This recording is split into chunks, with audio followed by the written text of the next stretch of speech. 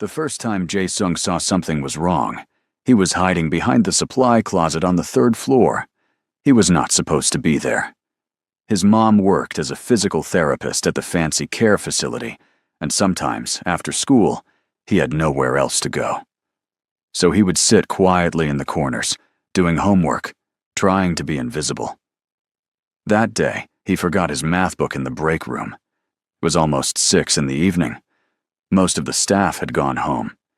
He walked down the long hallway, his sneakers making small, squeaking sounds on the shiny floors. That is when he heard voices. 2 women. One voice he knew. It belonged to Miss Yoon. She visited often, always dressed nicely, always smiling that tight smile that did not reach her eyes. The other voice was softer, tired. Jae-sung stopped walking. The voices came from room 304. The door was open just a crack. "How long are you going to keep doing this?" the tired voice said. "Until you understand your place," Miss Yoon replied. Her voice was cold, nothing like the sweet tone she used with the nurses. Jae-sung knew he should leave. His mom always said, "Mind your business. Keep your head down. Stay out of trouble." But something made him move closer. He peeked through the gap in the door. The woman in the wheelchair had dark skin and long braids pulled into a ponytail. She looked exhausted. That was Miss Diana. Jae-sung had seen her before, always sitting by the window, always quiet. The nurses said she could not walk, that her legs did not work anymore. But right now, Miss Diana was not sitting. She was standing. Jae-sung's eyes went wide. She stood next to the wheelchair, her hands gripping the edge of a table. She was shaking a little, but she was definitely standing. "Sit down before someone sees you," Miss Yoon said. She was holding a small case, the kind that held medicine and needles. "I am so tired," Miss Diana whispered. "Please, just let me go. I will leave the city. You will never see me again." Miss Yoon laughed, but it was not a happy sound. "You think it is that simple? You think if you disappear, everything goes back to normal? He still thinks about you. Even now, planning his wedding, he thinks about you. Then tell him the truth. Tell him I am fine and I left." "No," Miss Yoon said. "You stay here, exactly like this, until he forgets you completely." Jae-sung watched as Miss Yoon opened the case. She pulled out a syringe. Miss Diana's face changed, fear flooding her eyes. "No, please, not today. I cannot take another one." "Stop being dramatic. Sit down." Miss Diana's legs were shaking harder now. She looked like she wanted to run, but where could she go? Miss Yoon grabbed her arm, not rough, but firm. The kind of firm that meant she had done this many times before. Jae-sung felt his stomach turn. He should do something, say something. But he was 12 years old, and Miss Yoon was, well, she was important. She knew people. His mom needed, this job. He watched Miss Yoon inject something into Miss Diana's arm. Within seconds, Miss Diana's legs buckled. She collapsed into the wheelchair, gasping. "There," Miss Yoon said, packing up the case. "See you next week." She turned toward the door. Jae-sung ran. His heart pounded so loud he thought the whole building could hear it. He made it to the stairwell, pushed through the door, and sat down on the steps, trying to catch his breath. What did he just see? Before you click away, hit that subscribe button, because what happens next is going to blow your mind. 3 days passed. Jae-sung could not stop thinking about what he saw.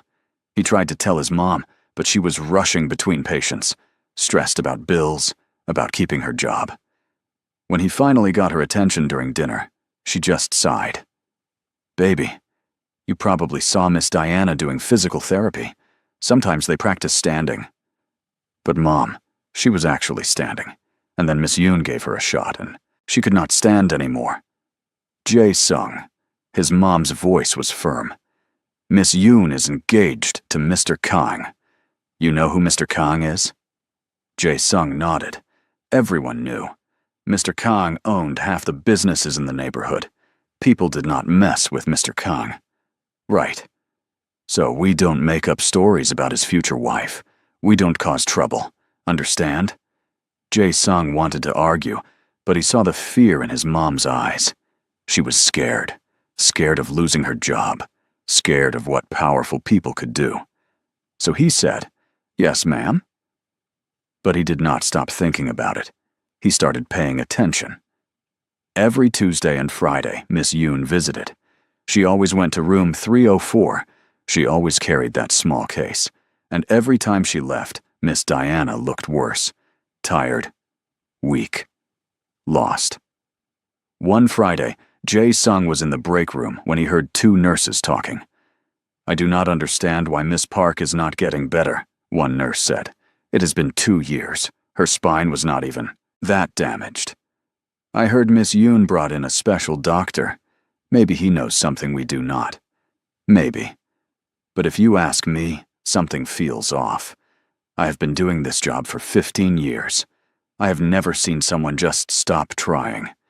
Miss Park used to ask about therapy, about recovery. Now she just stares out the window." The other nurse lowered her voice. "You think someone wants her to stay like this? Girl, stop. You're going to get us both fired." They laughed it off, but Jae-sung heard the doubt in their voices. 2 weeks later, everything changed. Jae-sung's mom forgot her keys at work. It was late, almost 9 at night. She sighed and asked if he wanted to come with her to get them. "I will be quick," she said. 5 minutes. The facility was quiet at night. Most of the patients were sleeping. His mom went to the staff office. Jae-sung waited in the hallway, leaning against the wall, playing a game on his phone. Then he heard crying. It came from room 304. Soft, broken crying. The kind that sounded like someone had been holding it in for too long. Jae-sung put his phone away. He walked toward the door. It was open, just like last time. He looked inside. Miss Diana was on the floor, not in her wheelchair, but on the floor, dragging herself toward the bathroom. Her legs were moving, just a little. She was crying, crawling and trying so hard. Jae-sung pushed the door open. "Miss Diana!" She gasped and looked up. Her face was wet with tears. She looked terrified. "Please do not tell," she whispered. "Please, she will. She will make it worse." Jae-sung stepped inside and closed the door behind him. "I saw you before. I saw you standing. I saw what Miss Yoon did." Miss Diana stared at him. Then she started crying harder. "You do not understand. You are just a kid. You cannot help me." "Maybe not," Jae-sung said. "But I know something is wrong. Why do you let her do this to you?" Miss Diana laughed, bitter and sad. "Let her? You think I have a choice? You could tell someone, the nurses, the police." "Tell them what?" "That the woman engaged to one of the most powerful men in the city is keeping me drugged? That I have been here for 2 years, and everyone thinks I am paralyzed, but really, she has been poisoning me?" Miss Diana shook her head. "Who would believe me? I do not even know if I believe myself anymore." Jae-sung sat down on the floor next to her. His mom always said he was too brave for his own good. "What if someone did believe you?" Miss Diana looked at him, really looked at him. "Who? You?" "I saw it. I know what she's doing. You are 12. So? I am 12, and I have eyes." For the first time, something like hope flickered across Miss Diana's face. Then it died just as fast.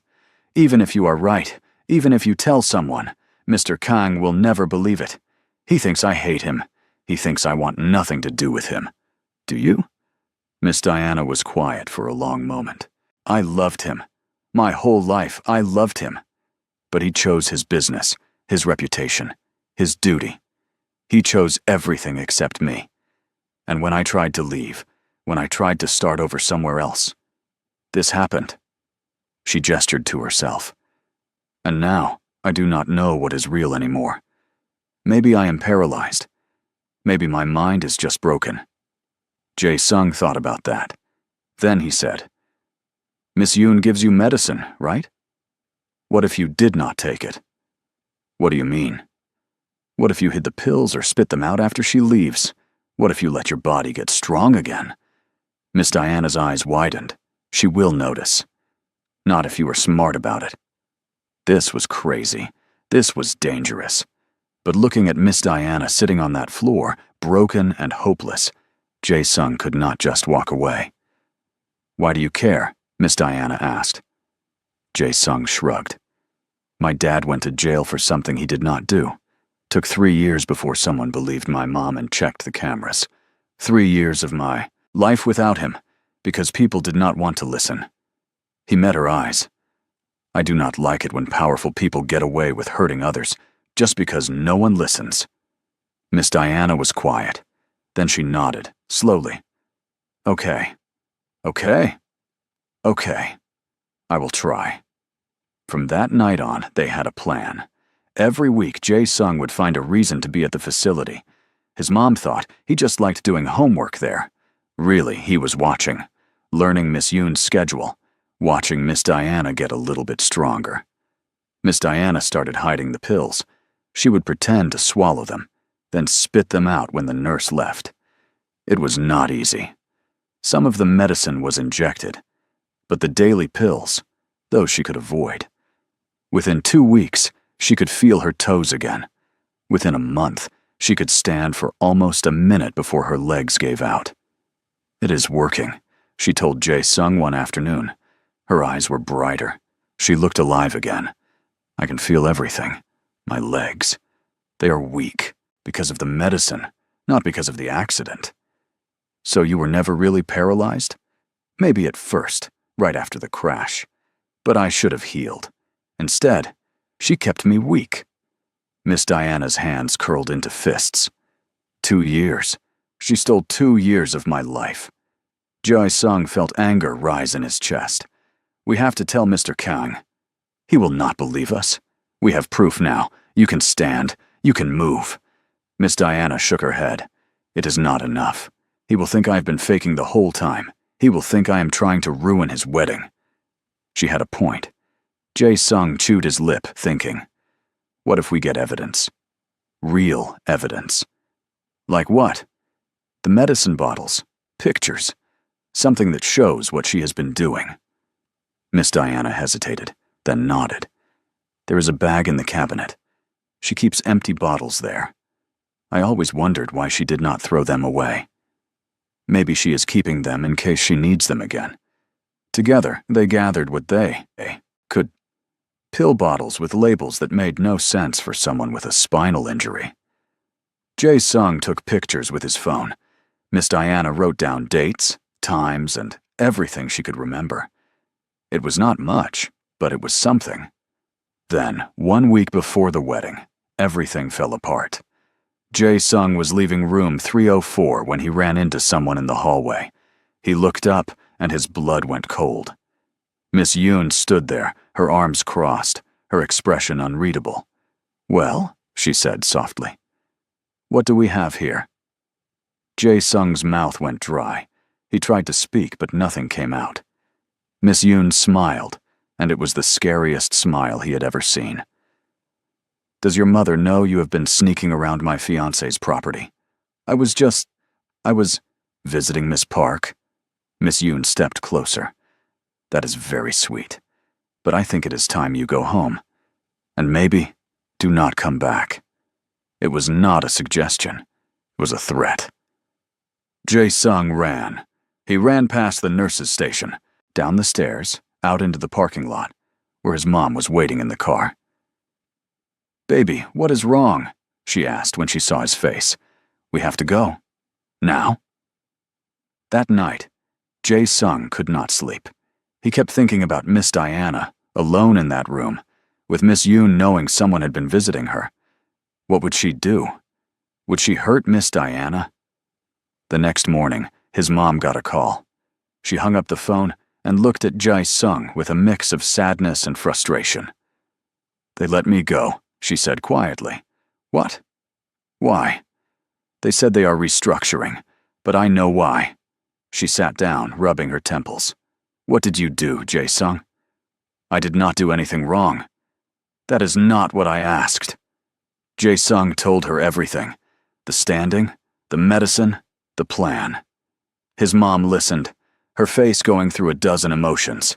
When he finished, she was quiet for a long time. "You believe me, right?" Jae-sung asked, his voice small. His mom sighed. "I believe you saw something, but, baby, these people, they are not like us. They have money, power, and lawyers. Even if you are right, even if that woman is doing what you say, who is going to fight them? Mr. Kang would, if he knew. And how are you going to tell him? Walk up to his office?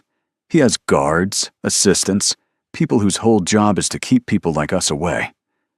Jae-sung felt tears prick his eyes. "So we just give up?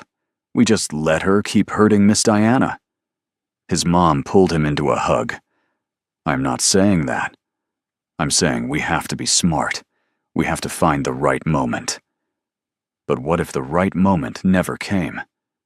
2 days later, Jae-sung was walking home from school when he saw something that made his heart stop. A black car was parked outside his apartment building. Not unusual, except this car was expensive, clean, and very out of place in their neighborhood. Standing next to it was a man in a dark coat. He was tall, with sharp eyes, and an expression that said he did not smile much. Jae-sung recognized him from pictures in the neighborhood. Mr. Kang. Jae-sung's first instinct was to run the other way, but then he thought about Miss Diana, about the tears on her face, about 2 stolen years. He took a deep breath and walked up to the car. One of the guards stepped forward. "Kid, keep moving." "I need to talk to Mr. Kang," Jae-sung said, his voice shaking. The guard laughed. "Sure you do. It is about Miss Diana Park." The laughter stopped. The guard looked at Mr. Kang, who had gone very still. Mr. Kang turned his head, looking at Jae-sung for the first time. "What did you say?" Jae-sung's heart was beating so fast, he thought he might pass out, but he forced the words out. "I need to tell you something about Miss Diana, about your fiancée, about what is really happening." Mr. Kang studied him for a long moment. Then he opened the car door. "Get in." The guard looked alarmed. "Sir, we do not know this kid." "He knows Diana's name." "That is enough." Mr. Kang's voice was calm, but there was something dangerous underneath. "Get in, kid. Talk." Jae-sung climbed into the car. It smelled like leather and expensive cologne. Mr. Kang sat across from him, waiting, and then Jae-sung said the words that would change everything. "She can walk. Miss Diana can walk. Your fiancé will not let her." Mr. Kang did not move, did not blink. For a second, Jae-sung thought maybe he had not heard. Then Mr. Kang leaned forward, his eyes locked on Jae-sung's face. "Say that again." So Jae-sung did. And this time, he did not stop talking until he had told Mr. Kang everything. The car was silent after Jae-sung finished speaking. Mr. Kang sat back in his seat, his face unreadable. Jae-sung could not tell if he was angry, or shocked, or if he even believed any of it. Finally, Mr. Kang spoke. "You are Keisha's son." It was not a question, but Jae-sung nodded anyway. "Yes, sir. Your mother is a good woman, honest." Mr. Kang's eyes were dark, hard to read. "Are you honest?" "Yes, sir." "Then look at me and tell me again. Is Diana walking?" Jae-sung met his eyes. "Yes, I saw her. More than once. And I saw Miss Yoon give her medicine that makes her legs stop working." Mr. Kang's jaw tightened. That was the only sign that he was feeling anything at all. "Show me proof." Jae-sung pulled out his phone with shaking hands. He showed Mr. Kang the pictures, the pill bottles, the dates Miss Diana had written down. It was not much, but it was real. Mr. Kang looked at each picture carefully. Then he handed the phone back. "Wait here." He stepped out of the car and made a phone call. Jae-sung could not hear what he was saying, but his voice was low and sharp. When he came back, his expression had changed.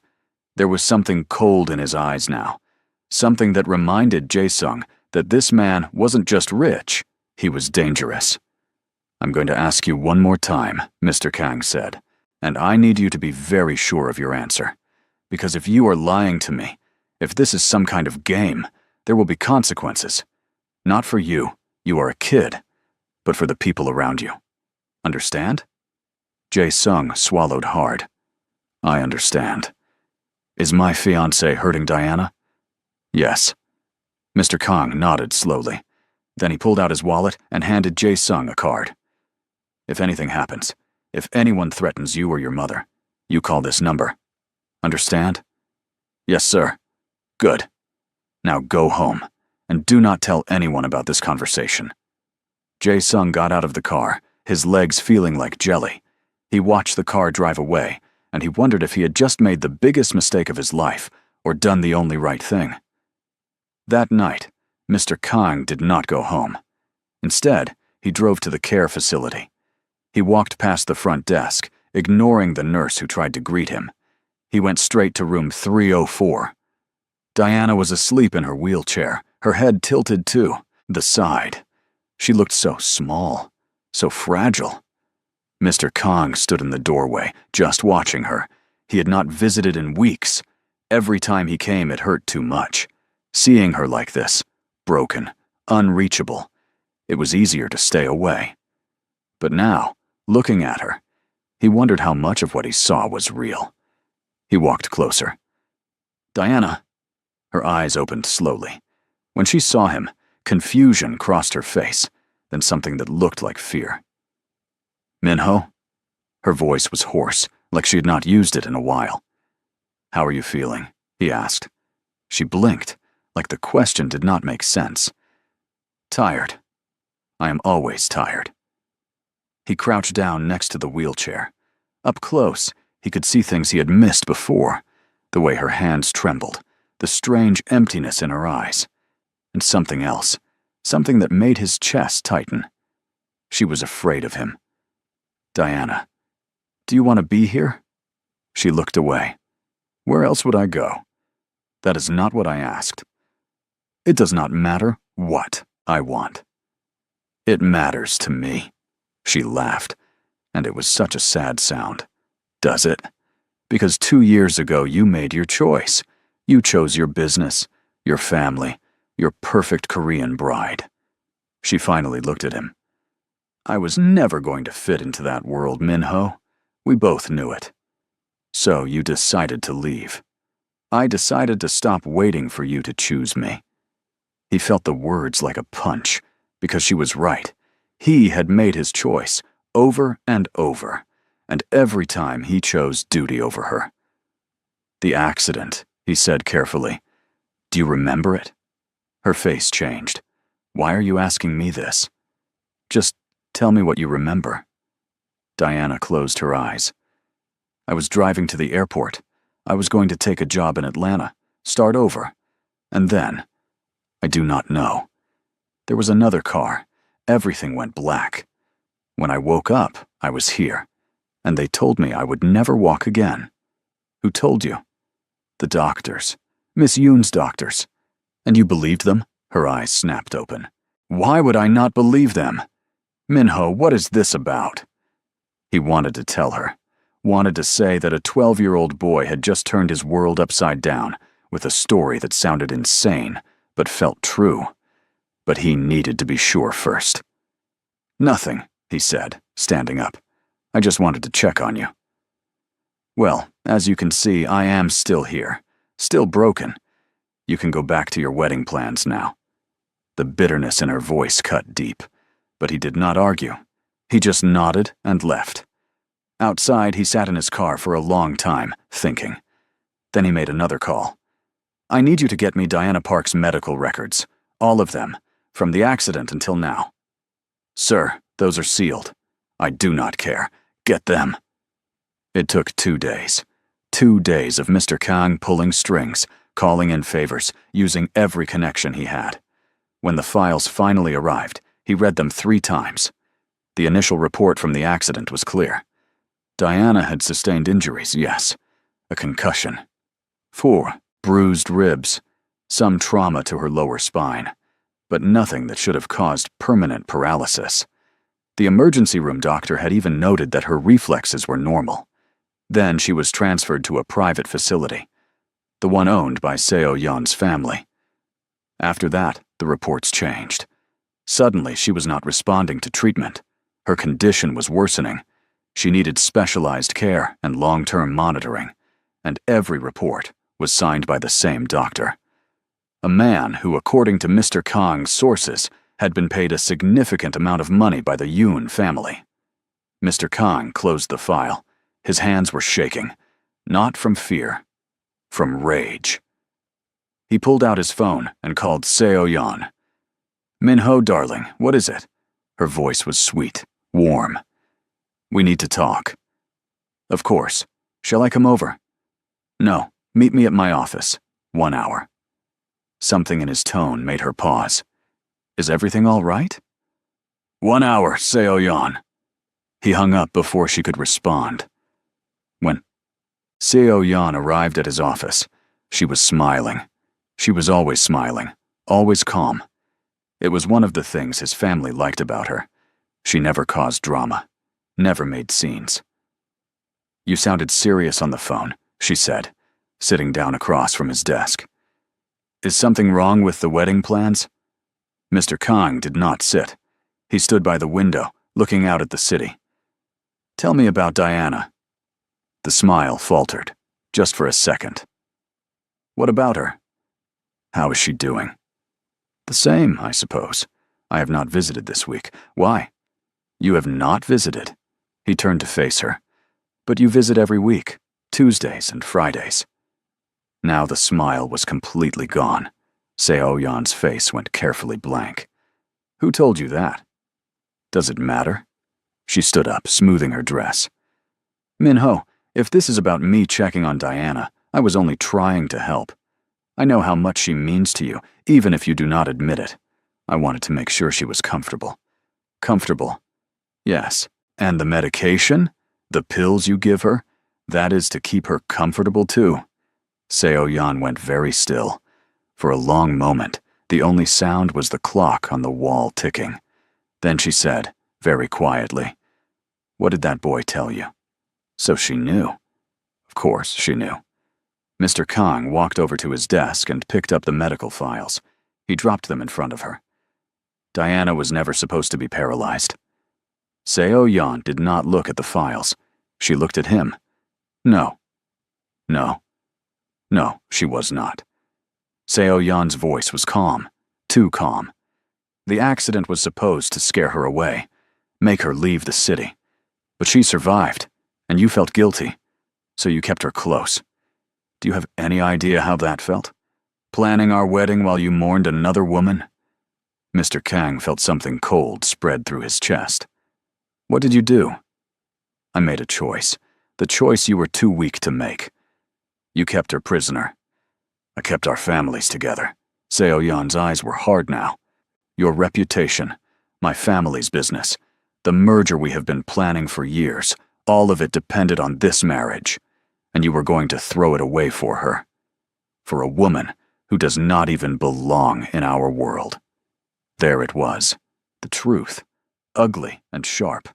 She can walk, Mr. Kang said, his voice dangerous. Yes. And you have been drugging her for 2 years. Yes. The honesty was almost worse than a lie. Seo Yeon was not even pretending to be sorry. Why? He asked. Because you loved her, and as long as she was whole and free, you always would. Seo Yeon stepped closer. I did what needed to be done. I protected our future. You tortured an innocent woman. I removed an obstacle. Mr. Kang stared at the woman he was supposed to marry in less than a week. He had known her since they were children. Their families had planned this union before either of them could walk. He had always thought she was kind, dutiful, everything a wife should be. He had never really known her at all. The wedding is off, he said. Seo Yeon did not flinch. And then what? You will run back to her? You think she will forgive you? You left her in that facility for 2 years, Min-ho. You did not question. You did not visit. You just let her rot, because it was easier than facing your guilt. The words hit like bullets because they were true. She will never forgive you, Seo Yan continued, and our families will never forgive you for breaking this engagement. You will lose everything. I do not care. You will. Mr. Kang walked to the door and opened it. 2 of his men were standing outside. Escort Miss Yoon out. She is not welcome here anymore. Seo Yan picked up her purse, completely composed. As she walked past him, she stopped. You are making a mistake, she said. The only mistake I made was not seeing who you really are. She left without another word. Mr. Kang stood there for a long time after she was gone. Then he picked up his phone and made a call. I need you to transfer a patient. Diana Park. Move her to Seoul Presbyterian Hospital. Tonight. And get me the best neurologist in the city. He was not going to let Diana spend one more night in that place. But even as he made the arrangements, Seo Yan's words echoed in his mind. She will never forgive you. And he knew, deep down, that she was probably right. The transfer happened at midnight. Diana woke up to nurses she had never seen before packing her things. She was confused, still groggy from the evening medication she had actually taken that day, because the nurse watched her swallow it. What is happening? She asked. You are being moved to a different facility, Miss Park, one of the nurses said. She was older, with kind eyes. Doctor's orders. What doctor? I did not ask to be moved. Mr. Kang arranged it. Diana's heart dropped. Minho. What was he doing? Why now, after 2 years of nothing? Was he suddenly making decisions about her? Care? She wanted to protest, to demand answers. But her tongue felt heavy. The medication was still working through her system. So she let them lift her into a transport wheelchair and roll her out into the night. The ambulance ride was quiet. Diana stared at the ceiling, trying to piece together what was happening. The last time she saw Minho, he had asked strange questions about her accident, about what she remembered. He had looked at her differently, like he was searching for something. Did he know? No, that was impossible. The only person who knew was Jae Sung, and he was just a kid. Who would listen to a kid? But then, why was she being moved in the middle of the night? They arrived at a hospital that looked nothing like the care facility. It was bigger, brighter, busier even at this hour. Nurses moved with purpose. Doctors walked the halls. Everything smelled like antiseptic, and something else, something that felt like hope. A woman in a white coat was waiting when they wheeled Diana inside. She was young, maybe 40, with short hair and sharp, intelligent eyes. Miss Park, I am Dr. Kim. I am going to be overseeing your care from now on. I do not understand what is happening, Diana said. Her words were still slurred from the medication. I know, and I am sorry for the confusion. But I promise, we are going to figure out what is really going on with you.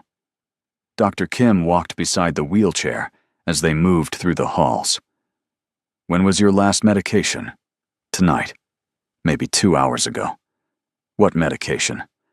Diana tried to remember the name, but her brain felt like it was moving through mud. I do not know. The nurse gives me pills. Blue ones, white ones. I stopped keeping track. Dr. Kim's expression darkened. She made a note on her tablet. Okay. We are going to run some tests. Blood work, neurological exams, and imaging. I want to see exactly what is in your system and what is going on with your spine. They put Diana in a private room. It was nicer than anywhere she had stayed in 2 years. The bed was comfortable. There was a window that showed the city lights. For a moment, she just stared at those lights and tried not to cry. The test started the next morning. Or maybe it was later that morning. Diana had lost track of time. They took blood. They did scans. A neurologist came in and tested her reflexes, her responses, and asked her 100 questions. Can you feel this? He would ask, touching different parts of her legs. Sometimes she could. Sometimes she could not.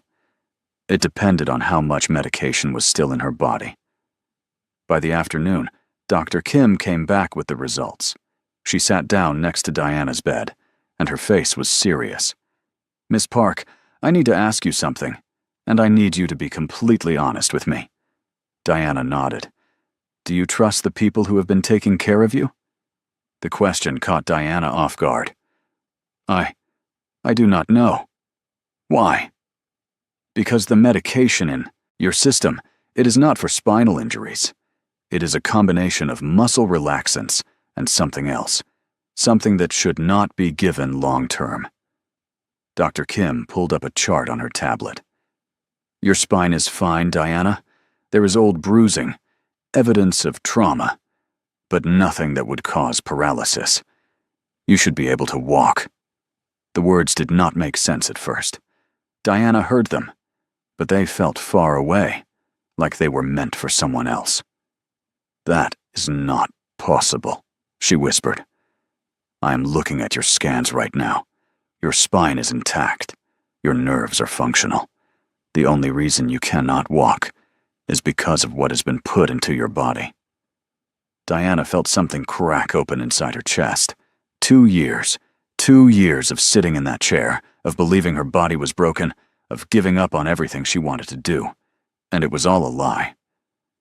"Who did this to me?" she asked, even though she already knew. Dr. Kim hesitated. "I think you need to talk to Mr. Kang about that." As if saying his name summoned him, there was a knock on the door. Min-ho stepped inside and he looked terrible. His eyes were red, his clothes wrinkled. He looked like he had not slept. "Diana," he said, "get out." Her voice was stronger than she expected. "I need to explain." "Get out!" Dr. Kim stood up. "Mr. Kang, maybe now's not the best time." "Please," Min-ho said, and he was looking at Diana like she was the only person in the room. "Just give me 5 minutes. I do not want to hear anything you have to say. I know you hate me. You have every right to. But please, let me explain what happened." Dr. Kim looked between them, then quietly left the room. Diana wanted to call her back, to tell her to make Min-ho leave, but the words would not come.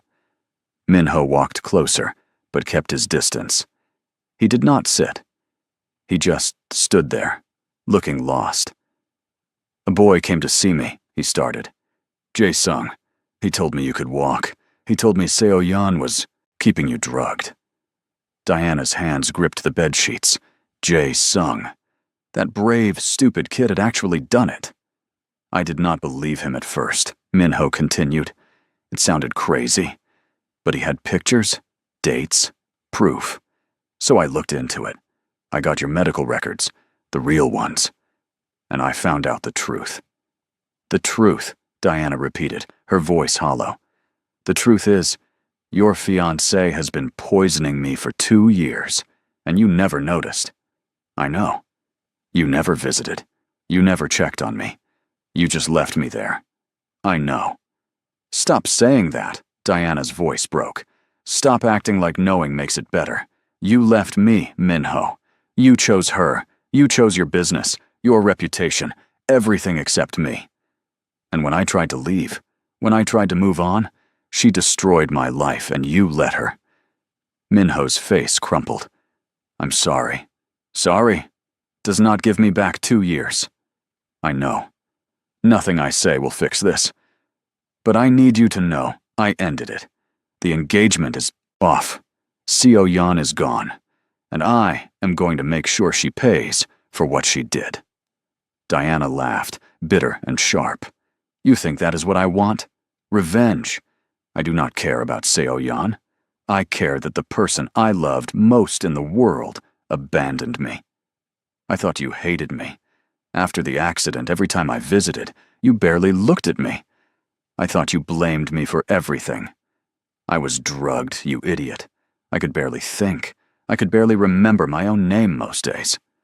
Tears were streaming down Diana's face now. "And you know what the worst part was?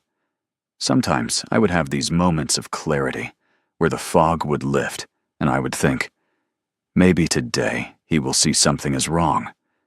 Maybe today he will save me. But you never did. Minho took a step forward, then stopped himself. I failed you. In every possible way, I failed you. And I will carry that for the rest of my life. But right now, I am here. And I am going to do everything I can to help you get better. I do not want your help. Diana, I want you to leave. I want you to go back to your life and leave me alone. The pain on his face was real. She could see that. But she was too tired, too angry, too broken to care. Okay, he said quietly. But I am paying for all of this. The hospital, the doctors, whatever you need. You do not have to see me, but please, let me do this. Diana turned her head away, looking out the window. She did not answer. After a long moment, she heard him leave. The next few weeks were the hardest of Diana's life. Harder than the accident. Harder than the 2 years in that facility. Because now, she had to relearn everything. The medication left her system slowly. As it did, feeling came back to her legs. First it was tingling, then pins and needles, then actual sensation. The physical therapist, a woman named Keisha, was patient and kind. We are going to take this slow, Keisha said on the first day. Your muscles have atrophied. We need to build your strength back up. Diana recognized her. You worked at the facility. Keisha nodded. I did. And I am so sorry. I should have seen what was happening. How could you have known? I am trained to notice things. And I noticed you were not improving. But I just thought. I do not know. I thought maybe your case was different. Keisha's eyes were sad.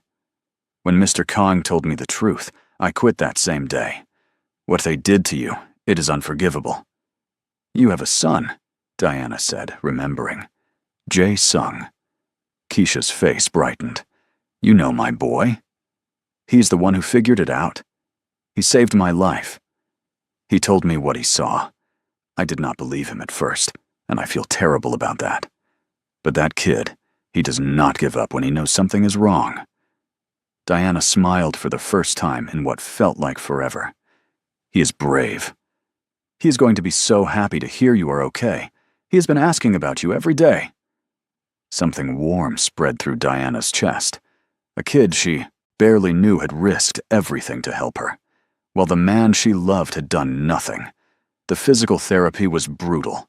Every movement hurt. Her legs shook. She fell more times than she could count. But Keisha was always there, encouraging her, pushing her, believing in her. You are stronger than you think, Keisha would say. Your body remembers how to do this.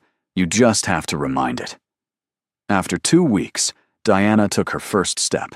Just one, with Keisha holding her up. But it was a step. She cried. Keisha cried. Even the nurses who were watching cried. Look at you, Keisha said, grinning. Look at you go. Diana took another step, then another. Her legs were shaking so hard she thought they might give out, but they held. By the end of the month, she could walk the length of the room. By the end of the second month, she could walk the hallway. It was not easy.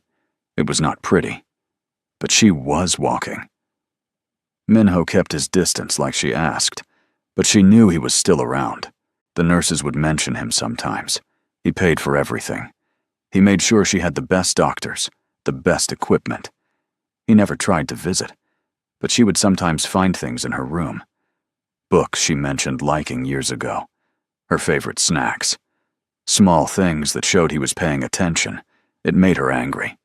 Because how dare he care now? Where was this attention 2 years ago?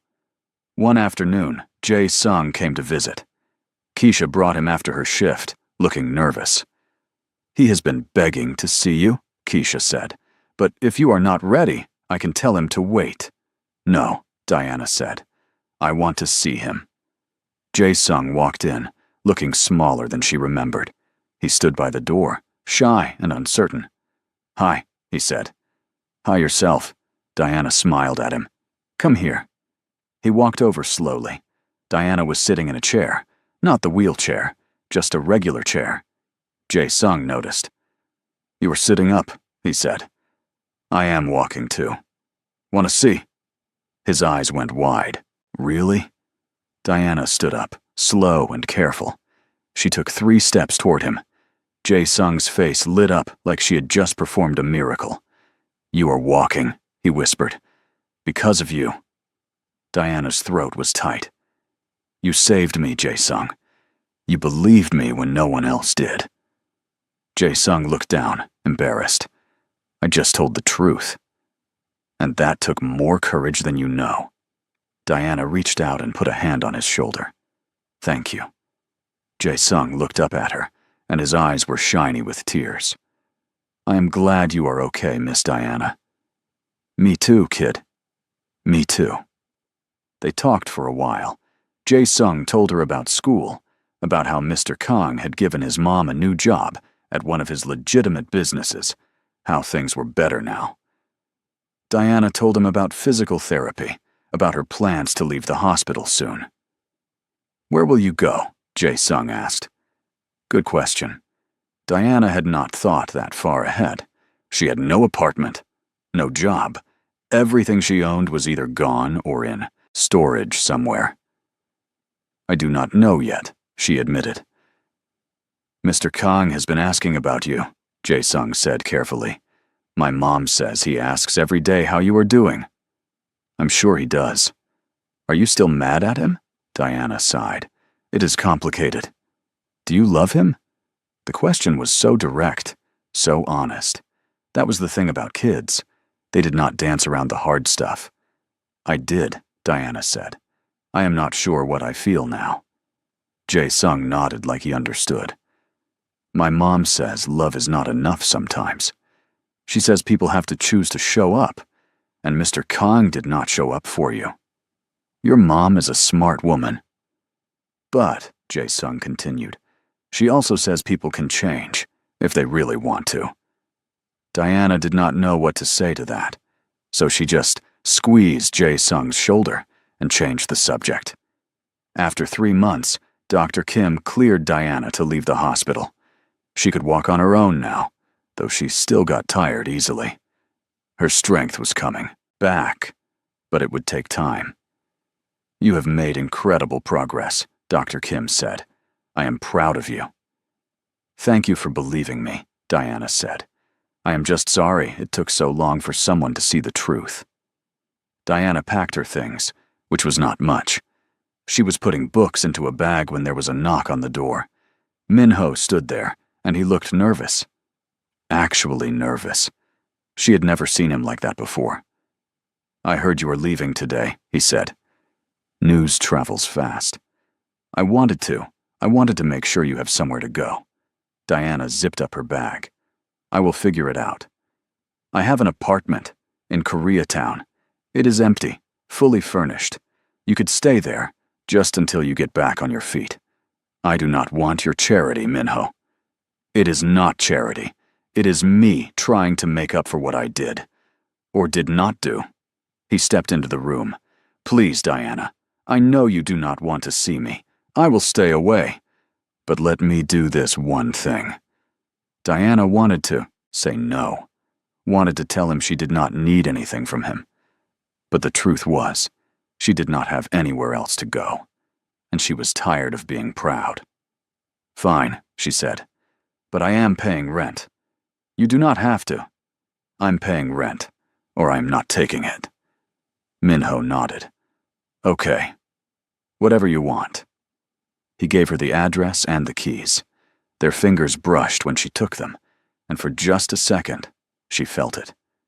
That old spark, the thing that had always existed between them. She pulled her hand back quickly. "Thank you," she said, formal and distant. "You are welcome." He left before she could say anything else. The apartment was nice. Too nice. It had big windows and new furniture, and a kitchen that looked like something from a magazine. Diana dropped her bag by the door and just stood there, feeling out of place. This was not her life. She was supposed to be in Atlanta by now, working with kids, building something of her own. Instead, she was here, in an apartment, paid for by the man who had broken her heart. But as she walked to the window and looked out at the city, she made herself a promise. This was temporary.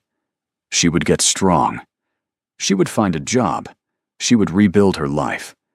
And then she would leave. For real this time. She would not let Minho or Seo Yan or anyone else define her story.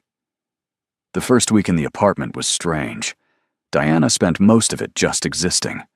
She would wake up, do the physical therapy exercises Keisha had given her, eat, sleep.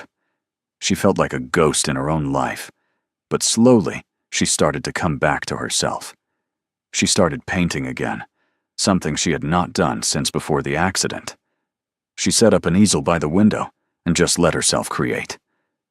The paintings were dark at first, full of angry colors and sharp lines. But as the weeks went on, they got lighter. One day, Keisha stopped by with groceries. "You do not have to do that," Diana said. "I know, but I wanted to check on you." Keisha put the bags on the counter. "How are you doing? And I mean, really doing?" Diana thought about lying, but Keisha had that mom look that saw through everything. "I do not know," Diana admitted. "Some days I feel okay. Some days I am so angry I can barely breathe, and some days I just feel sad. That is normal. You went through trauma, Diana. Real, serious trauma. It is going to take time to heal from that. I just want to feel like myself again. You will. But maybe yourself is different now, and that is okay too." Keisha stayed for tea. They talked about everything and nothing. It felt good having a friend. Diana realized how isolated she had been, even before the accident. Her whole world had revolved around Minho, and when that fell apart, she had no one. She was not going to make that mistake again. "Jae-sung asks about you all the time," Keisha said. "He wants to know if you are okay." "Tell him I am good. Tell him I am getting stronger every day." "You should tell him yourself. Come have dinner with us this weekend." Diana hesitated. She had not really been around people since leaving the hospital. The thought of it made her nervous. But Keisha was looking at her with those kind eyes, and Diana found herself saying yes. Dinner at Keisha's apartment was loud and chaotic and wonderful. Jae-sung was excited to see her, showing her his schoolwork and talking non-stop about a science project he was working on. Keisha's mother was there too, a tiny woman who kept putting more food on Diana's plate and telling her she was too skinny. For the first time in years, Diana felt normal, like a person, not a victim, not someone to be pitied or saved, just Diana. After dinner, Jae-sung pulled her aside. "Can I ask you something?" he said. "Sure, kid." "Are you going to forgive Mr. Kang?" Diana should have known this was coming. "Why do you ask?" "Because he is sad. I see him sometimes when I'm at my mom's work. He looks sad. What he is feeling is not my responsibility, Jae-sung." "I know. But do not you think people deserve second chances if they are really sorry?" Diana knelt down so she was eye level with him. Here is the thing about second chances. You can forgive someone and still not let them back into your life. Forgiveness is not the same as trust, and trust has to be earned. Jae-sung thought about that. Has he earned it? "I do not know yet." That was the honest answer. Because the truth was, Diana did not know what she felt anymore. She was angry, yes, hurt, absolutely. But there was something else too, something she did not want to admit. A tiny part of her that still wondered what if. What if Minho had changed? What if he really was sorry? What if they could start over, not as who they were, but as who they had become? But those were dangerous thoughts, and Diana had been hurt enough. A few days later, she got a call from an unknown number. She almost did not answer, but something made her pick up. "Hello? Miss Park? This is Detective Han from the Seoul Police Department. I am calling about the assault case against Yoon Seo-yeon." Diana's heart started pounding. What case? Mr. Kong filed charges on your behalf. Assault, unlawful imprisonment, fraud. We have been building a case for the past few months. I wanted to let you know that we are ready to move forward, but we would like your testimony." Diana sat down hard on the couch. "He filed charges." "Yes, ma'am. He has been very cooperative. Provided medical records, witness statements, everything we needed." Diana did not know what to feel. Part of her was glad Seo Yan was facing consequences, but part of her was angry that Minho had made this decision without asking her. "I need time to think about it," she said. "Of course. But Miss Park, people like Yoon Seo Yan, they do not stop unless they are forced to. Your testimony could make sure she never does this to anyone else." That hit Diana hard, because she had not thought about it that way. This was not just about her. It was about making sure Seo Yan could not hurt anyone else. "Okay," Diana said. "I will do it. Thank you. Someone from the prosecutor's office will be in touch." After she hung up, Diana just sat there, staring at nothing. Then she did something she had been avoiding for months. She called Minho.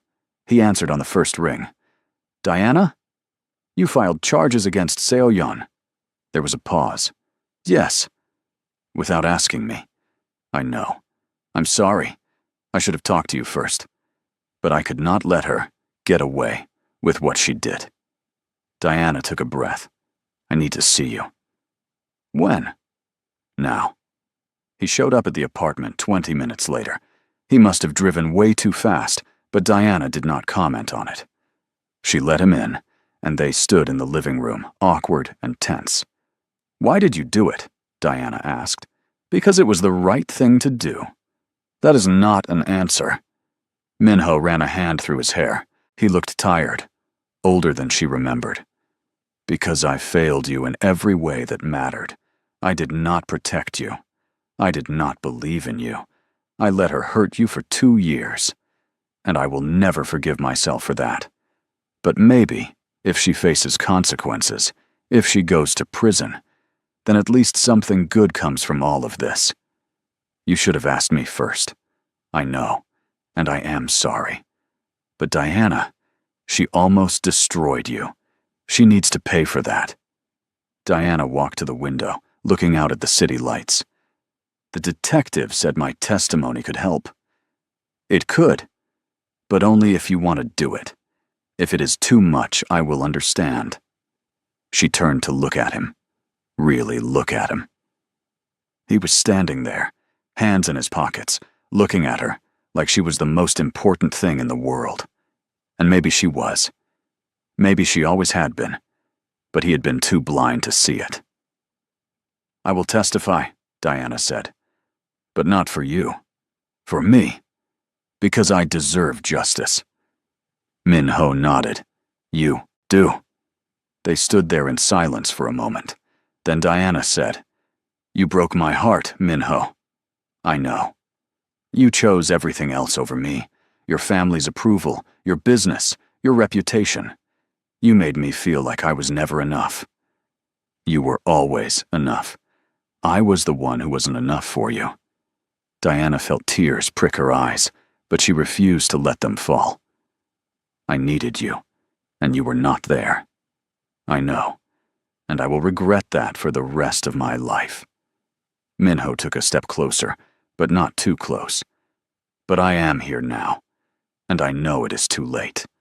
I know I do not deserve another chance. But if you ever need anything, I am here." "I do not need you anymore," Diana said, and she meant it. The pain that crossed his face was real and deep, but he just nodded. "I'm glad," he said quietly. "You should not need anyone. You should just be free." He left after that, and Diana stood by the window, watching his car drive away, and she cried. Not because she wanted him back, but because she was grieving the life they could have had if things had been different, if he had been different, if she had been stronger.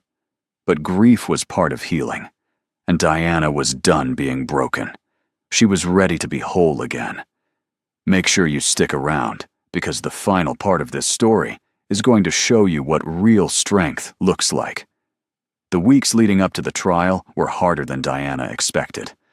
The prosecutor, a woman named Attorney Choi, came to the apartment to prepare her.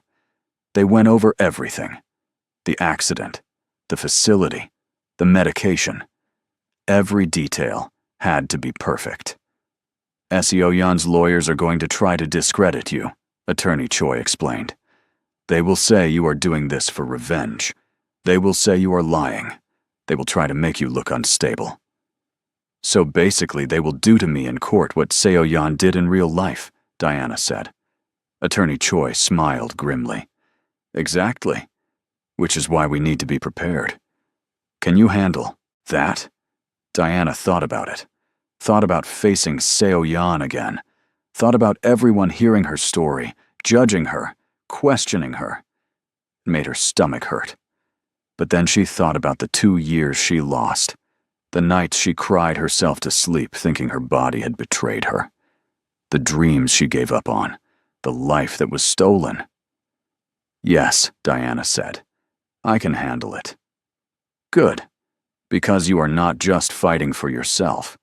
There are 3 other women who came forward after the news broke. Women who were treated at facilities owned by the Yoon family. Women who had similar experiences. Diana's head snapped up. What?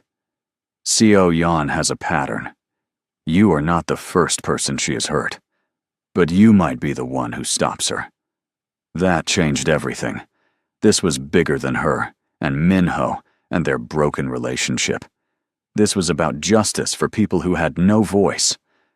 Tell me what I need to do, Diana said. They worked for hours. Attorney Choi asked every possible question. Made Diana tell the story over and over, until the words did not hurt as much, until she could say them without crying. You are going to be great, Attorney Choi said at the end of their session.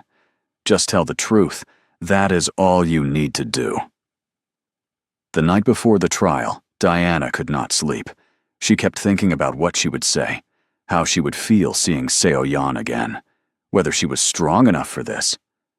Around midnight, her phone buzzed. A text from Jae-sung. You are the bravest person I know. You are going to do amazing tomorrow. I believe in you. Diana smiled. That kid had more faith in her than she had in herself sometimes. Another text came through, this one from Keisha. Jae-sung and I will be there tomorrow. You are not alone. Then one from Minho. She almost did not open it. I know you do not want to hear from me, but I will be there too. Not for me. For you. You deserve to have people in that room who know the truth. Diana put the phone down. She did not reply to any of them, but knowing they would be there made the fear a little smaller. The courthouse was huge and intimidating. Diana wore a simple blue dress that Keisha had helped her pick out. Nothing fancy, nothing that screamed victim or attention seeker, just normal. Attorney Choi met her outside. Ready? No, but I am doing it anyway. That is all courage is, doing the thing even when you are scared. They walked inside together. The courtroom was already filling up. Diana saw Keisha and Jae-sung sitting in the 3rd row. Jae-sung gave her a thumbs up. She saw Minho too, sitting in the back, trying to be invisible. And then she saw Seo-yeon. She was sitting at the defense table, perfectly composed. Her hair was styled. Her clothes were expensive and tasteful. She looked like someone who had never done a wrong thing in her life. When their eyes met, Seo-yeon did not look away. She just stared at Diana with that same cold calculation she had, always had. Diana stared back. She did not smile, did not flinch, just looked at the woman who had stolen 2 years of her life and thought, you do not scare me anymore. The trial started. The prosecution went first, laying out the case, medical records, testimony from doctors, evidence of the medication that should never have been prescribed. It was damning. Then it was the defense's turn. Seo-yeon's lawyer was exactly what Diana expected. Slick, smooth, confident. Ladies and gentlemen, this is a case about a woman scorned. Miss Park was in love with Mr. Kang. When he chose to marry someone else, she could not handle it.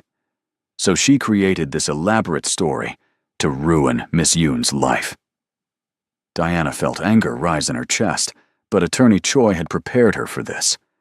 Just stay calm. Let them talk. The truth will come out, the lawyer continued. Miss Park claims she was drugged and held against her will. But the medical records show she was receiving appropriate care for her injuries. The doctors will testify that everything they did was standard procedure. Except those doctors were paid by the Yoon family. Attorney Choi would point that out later. And as for the accusations of imprisonment, Miss Park was free to leave at any time. She chose to stay at the facility. No one forced her. That was a lie. But it was a lie that sounded reasonable if you did not know the whole story. Finally, it was Diana's turn to testify. She walked to the witness stand, her legs shaking a little. Not from the medication this time, from nerves. She placed her hand on the Bible and swore to tell the truth. Then she sat down and looked at Attorney Choi. Miss Park, can you tell us what happened on the day of your accident? Diana took a breath. I was driving to the airport. I had accepted a job in Atlanta. I was leaving New York to start over. Why were you starting over? Because the man I loved had chosen to marry someone else. And I could not stay and watch that happen. That man was Mr. Kang Min-ho? Yes. And the woman he was going to marry was the defendant, Yoon Seo-yeon? Yes. Attorney Choi walked her through everything. The crash, waking up in the hospital, being told she would never walk again, the transfer to the private facility. What was your experience at that facility? Diana chose her words carefully. At first, I thought they were helping me, but I never got better. I only got worse. I was tired all the time. My mind felt foggy. I could not think clearly. Did you ever question your treatment? I tried, but the doctors told me this was normal, that I was depressed, that I needed to accept my new reality. And Miss Yoon, how often did she visit you? Twice a week, every Tuesday and Friday. What would happen during these visits? Diana's hands were shaking now. She would bring medication. She told the nurses it was vitamins, supplements to help with my recovery. But after she gave them to me, I would feel weaker. My legs would stop responding completely. Objection. Seo-yeon's lawyer stood up. Speculation. Miss Park has no medical training. She cannot know what the medication did. Sustained, the judge said. Attorney Choi adjusted. What did you observe happening to your body after receiving this medication? I observed that I could not move my legs. I observed that my mind became foggy. I observed that I felt hopeless and trapped. Did you ever see Miss Yoon standing? Diana blinked. I am sorry. Did you ever stand up while at the facility? This was it. The moment of truth. Diana looked at Seo-yeon. She was watching with that same cold expression. Yes, Diana said. Multiple times. There was a murmur in the courtroom. The judge banged his gavel. When was the first time? About 6 months into my stay. The medication had worn off early one day. I realized I could feel my legs. I tried to stand, and I could. I was shocked. I thought maybe I was healing. What happened next? Miss Yoon came for her regular visit. I told her I had stood up. I was so excited. I thought she would be happy for me. Diana's voice cracked. Instead, she told me to sit down. She said I was confused. She said I was having delusions from the medication. Then she gave me an injection, and I could not feel anything anymore. Did this happen more than once? Yes. Over the 2 years, there were moments when the medication would wear off enough for me to realize something was wrong. And every time, Miss Yoon would make sure I could not tell anyone. How did she do that? By convincing me I was crazy, by making me doubt my own reality. by keeping me so drugged that I could barely remember my own name. Diana looked directly at Seo Yan now. She stole 2 years of my life because she saw me as a threat. Seo Yan's expression did not change. She just watched Diana like she was something mildly interesting. The defense's cross-examination was brutal. They asked about her relationship with Minho, about whether she was jealous, about her mental health history. They tried to paint her as unstable, vengeful, dishonest. But Diana had been through worse. She had survived 2 years of gaslighting and imprisonment. A lawyer asking mean questions was nothing compared to that. "Is it not true that you were depressed after the accident?" the lawyer asked. "Of course I was depressed. I thought I would never walk again." And depression can cause delusions, can it not? It can. But I was not delusional. I was drugged. You have no proof of that. The medical records from Seoul Presbyterian Hospital show exactly what was in my system. Medications that had nothing to do with spinal injuries. Medications that cause muscle weakness and cognitive impairment. The lawyer tried a different angle. "You claim Miss Yoon kept you imprisoned, but you never tried to escape. You never called for help. Why not?" Diana looked at the jury. "Have you ever been told by everyone around you that your reality is not real? That what you are experiencing is not happening? Have you ever been so medicated that you cannot trust your own mind? That is what it is like to be gaslit. You start to believe the lies because it is easier than fighting everyone. So you are saying you were too weak to help yourself? I am saying I was systematically broken down by someone who knew exactly what she was doing." The lawyer had no response to that. After Diana's testimony, other witnesses took the stand. Jae-sung told his story about what he saw. Keisha testified about Diana's remarkable recovery once the medication was stopped. Dr. Kim explained the medical evidence. Then came the other women, 3 of them, each with a similar story. Different circumstances, different reasons, but the same pattern. The Yoon family facilities, the medications that made no sense, the years stolen. By the time they finished, the jury looked sick. The prosecution rested. The defense tried to argue that this was all circumstantial, that there was no direct proof Seo Yan had malicious intent, that she was just trying to help, and maybe the doctors made mistakes. But the evidence was overwhelming. The jury deliberated for 6 hours. Diana waited in a conference room with Attorney Choi, drinking bad coffee and trying not to throw up.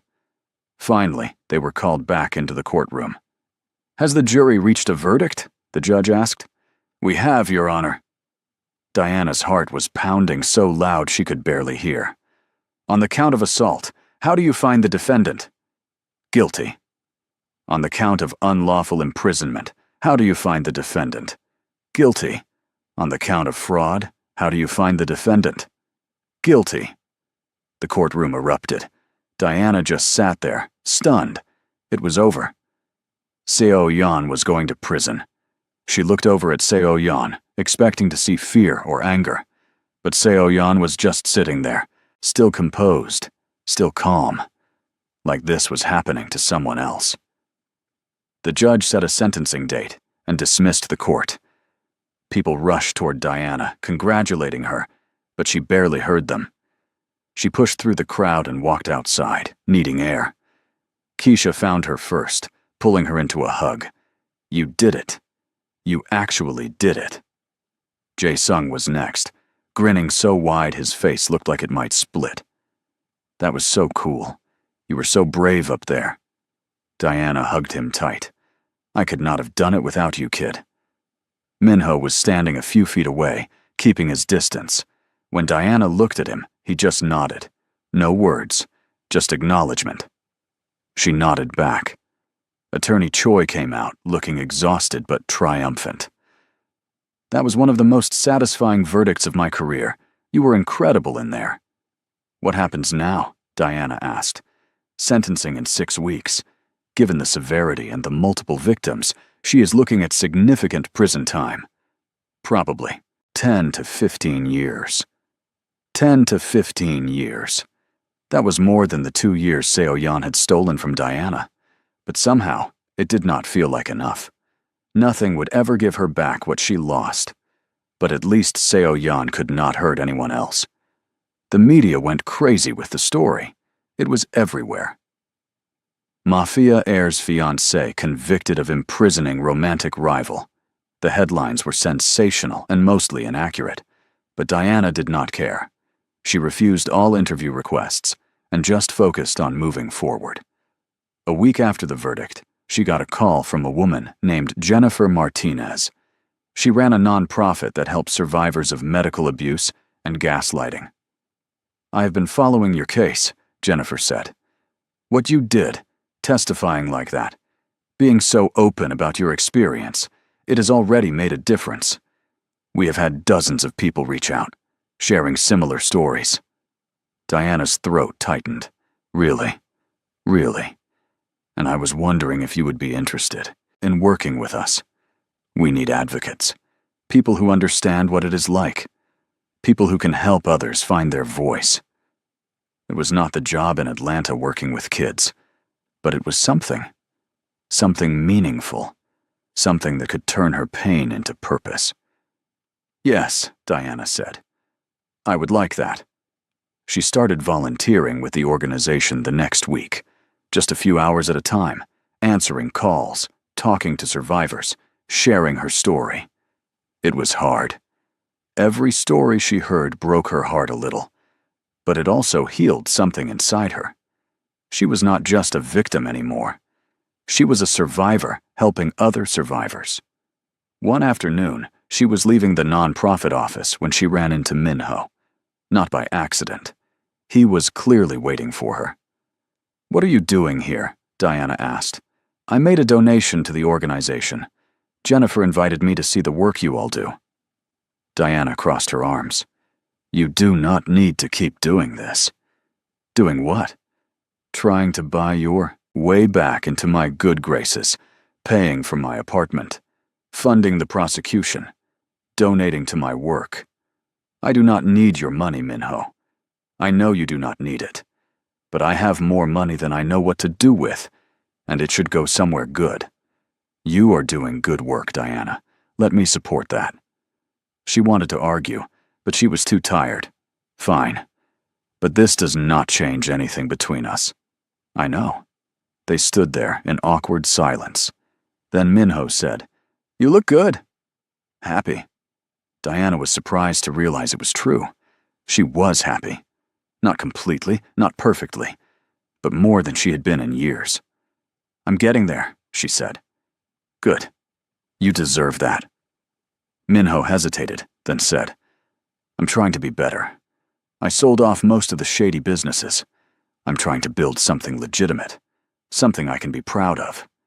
"Why are you telling me this?" "Because you made me see who I had become, and I did not like it."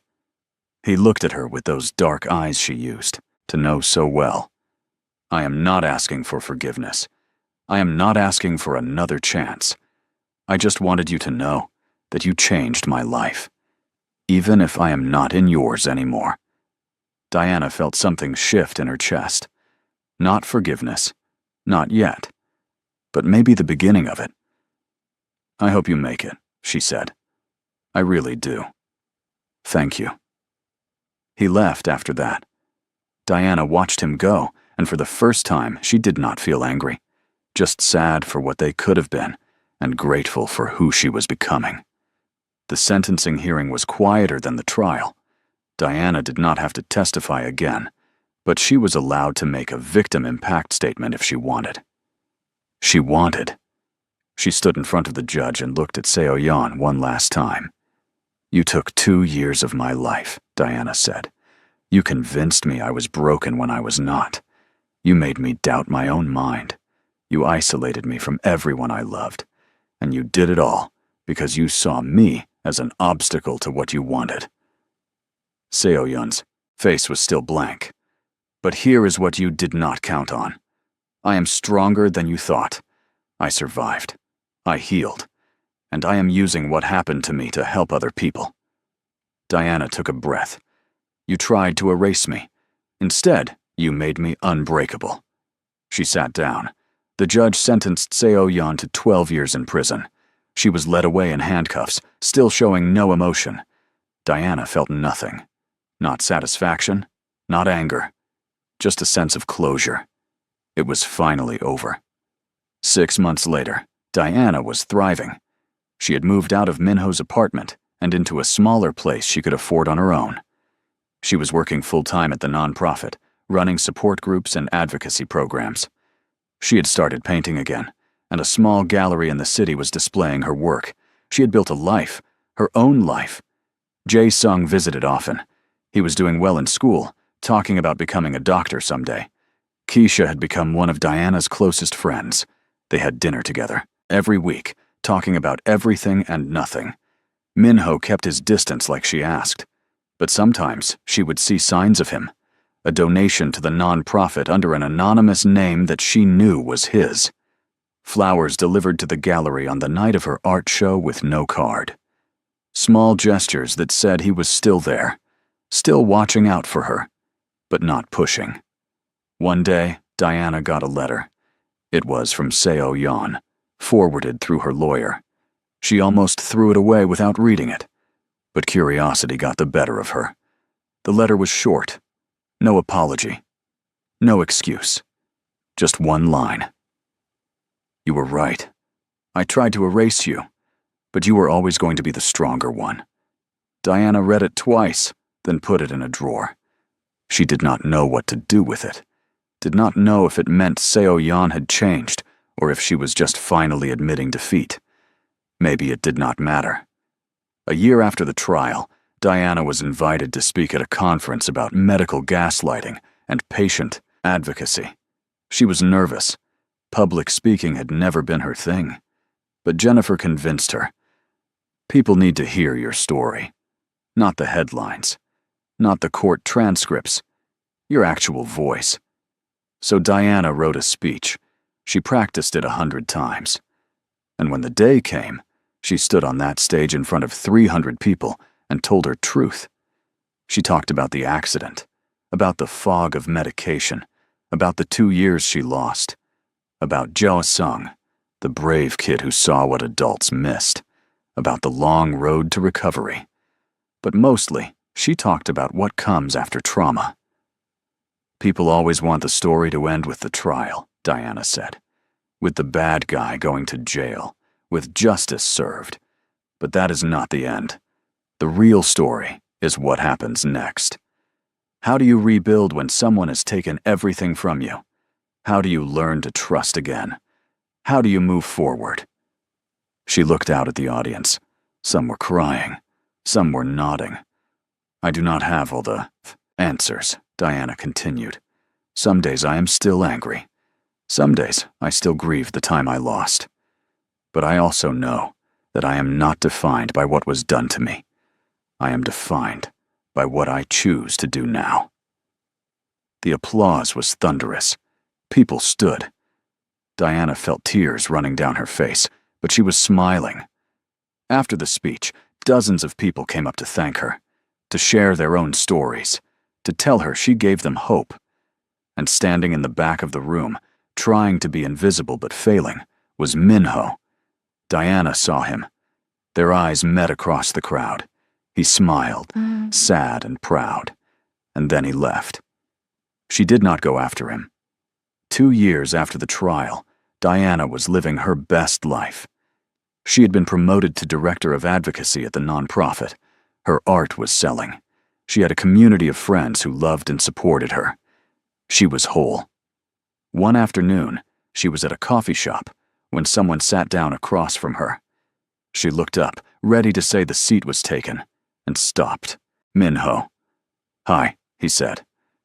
"Hi." They had not spoken directly in months. Diana had seen him at a couple of nonprofit events, always keeping his distance, always respectful. But this was different. "Can I sit?" he asked. "You already did." "Fair point." He looked nervous. Minho, the man who used to command rooms full of dangerous people, looked nervous. "I heard about your promotion. Congratulations." "Thank you." And I saw your art show last month.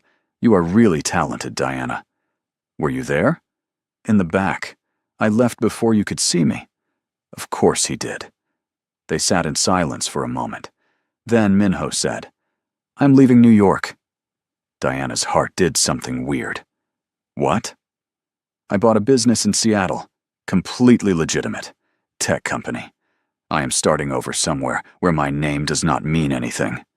He looked at her. I wanted to tell you before I left. Why? Because you deserved to know. And because I wanted to say thank you. For what? For being brave enough to tell the truth. For holding me accountable. For showing me what real strength looks like. Minho's voice was thick with emotion. You saved my life, Diana, even if you do not realize it.